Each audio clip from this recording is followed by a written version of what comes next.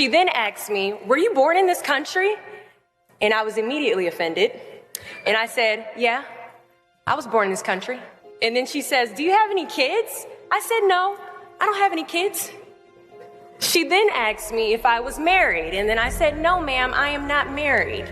She says, how old are you? I said, 19. May I help you find something? She then says, you are the most beautiful girl I have seen. And I said, oh, thank you. And then she says, I think you could be the next Miss USA. I'm in the Army, okay? We don't do pageants in the Army. She then asked me to meet her at Starbucks the very next day before my next shift at Target.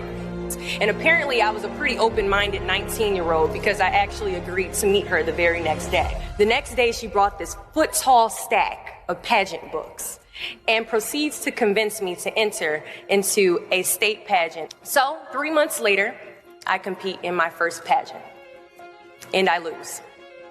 I go back the second year, compete in the state pageant. I lose. Go back the third year, compete in the state pageant and lose. Go back the fourth year, compete in the same pageant and lose. I go back the fifth year, y'all.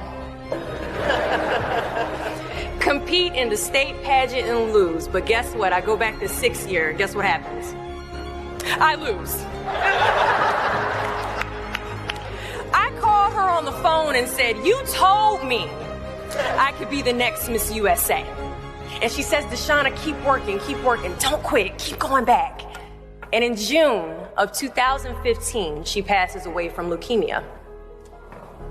6 months later, in December 2015, I win Miss District of Columbia, USA. And 6 months after that, in June of 2016, I become the first soldier to win Miss USA. At times, our purpose drops in our laps as if the heavens threw it by accident. I ask only one thing of you all today after you leave this building. Do not fear failure, but please be terrified of regret. Giving up is the birth of regret. After you walk out this door, you will receive 100 doors shut, slam in your face. You will have 100 moments that will be filled with someone telling you no, or telling you, thank you for your application, but we regret to inform you that we've chosen a different candidate for this job. You will sit in 100 different interviews and you will not get the job. The reality of life is that we will all hear more no's than we hear yeses. And we will fail a lot, and I mean a whole lot.